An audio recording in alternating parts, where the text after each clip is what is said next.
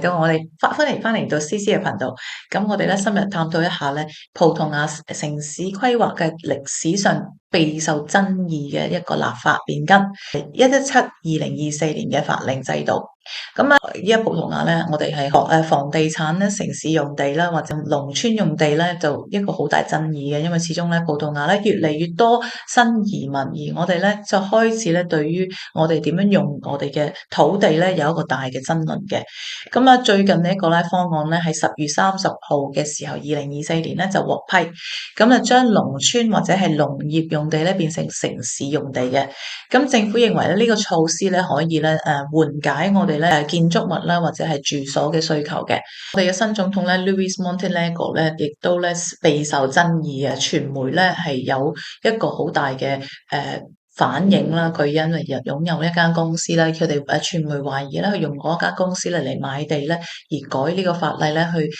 從而咧係自己去得益嘅。咁我哋睇下咧，其實呢個係真唔真嘅事實先。其實佢自己咧，Luis Montenegro 咧都喺度講咧話，佢形容呢個修訂咧係嚴重扭曲咗全國同埋地方嘅層面嘅土地使用同規劃制度嘅。佢自己都批評咧呢一個法例咧係導致土地資源過地被利用嘅。咁即係好似咁講，若然你嗰啲農地咧係變成可以起建築物嘅，咁亦都擔心咧，亦都會有好多商人咧從中咧牟利。小環保組織啦，例如 Careers 啦、Zero 啦，同埋 SOS Quinta do English，佢哋都係國家生態保護區同埋農業保護區嘅邊緣地帶咧，可能會導致無條件地城市擴張，打碎咗咧重要嘅農業物用地啦，破壞森林。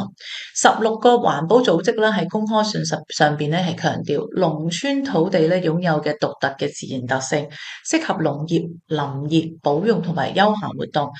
如果佢改咗呢啲地方咧係起咧住宅嘅話咧，就會影響到咧其實成個社區嘅生態嘅。如果允許咧呢啲寬鬆嘅土地重新分類嘅話咧，係亦都冇一個好明確嘅指定嘅話咧，無序城市擴張咧嘅風險係非常之大嘅。亦都咧各個政黨對呢個法令咧現立場亦都有分歧啦，例如 BE 啦、PCP 啦、Live 啦同埋 PAN 呢幾個政黨咧，就要求國會全面再重新審查，甚至咧廢除呢個法令。佢哋認為咧呢個 article 咧亦都表示咧政府接受社會黨咧提出嘅價格模式咧係大大有分歧嘅。批評者指出咧，呢啲法令咧缺乏充分嘅公開辯論，而喺11月28號咧，亦概括性嘅形式地去公佈，已經充分嘅允許。呢點咧引起公眾嘅恐慌啦，因為從來佢話冇問過人咧，佢哋就同時咧，亦都有建築師同城市規劃嘅師咧去警告咧，講出去改動呢一個法例咧，可以導致咧個城市我哋個國家咧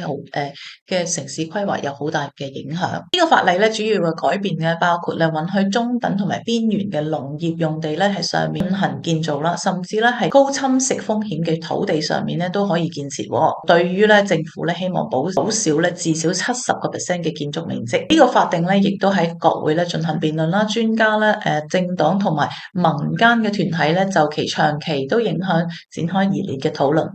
支持者認為咧擴大城市用地咧係需要嘅，亦都有助降低個房價。但反對者個擔心咧呢啲會促進咧房地產咧更加咧令到佢哋嘅勢力咧係龐大嘅，而咧會影響到我哋立法會。新法令咧喺度住解決個房屋問題啦，增加城市用地嘅供應啦，但同時咧亦引發到咧我哋展開個辯論。葡萄牙未來嘅土地咧係應該點樣發展咧，仍然咧都未可以夠即係確實嘅去決定嘅。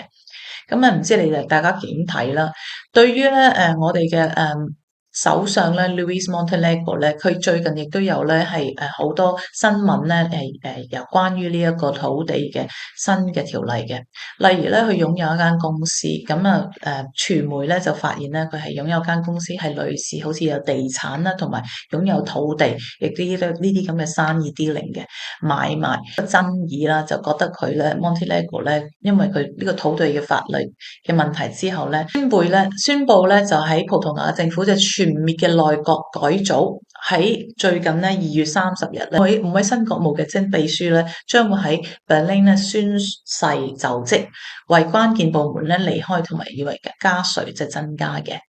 咁啊，有前地方土政嘅規劃嘅國務秘書咧，將會咧係辭職啦，而佢哋係會新規劃咧一啲嘅新嘅市長啦，例如喺 Aveiro 地區啦，就係跨市議會嘅角色啦，全部呢啲人士嘅名咧係我會喺呢度登出嚟俾你睇嘅，新任嘅國務秘書或者係新聞嘅政治政要，全部都係我哋嘅新嘅國會新總統任命嘅。而咧，佢亦都咧，當然啦，我哋嘅首相咧話，我擁有嘅公司咧係唔關你哋事啦。其實我係連任之前咧一早就已經有間公司，我嘅係我嘅家庭生意，亦都係只不過我又有一個 percentage，即係有一個股份嘅啫，而咧唔係因為呢一個法例咧係影響到我間公司嘅。咁咧，亦都最近咧新聞咧就講咗咧，佢係幫佢個仔買樓咧，用呢一間公司嚟買樓嘅，而咧亦都我哋嘅葡萄牙嘅傳媒咧都想咧發掘啲醜聞咧，睇下佢有冇咧逃稅啊諸如此類嘅。暫時咧佢都係進行正常途徑去買呢層樓啦，亦都咁咧你可以睇到咧葡萄牙咧我哋嘅政府咧係依家咧係出現咗咧嗰個大政要大改革，全部都係關於咧房地產啦，同埋土地嘅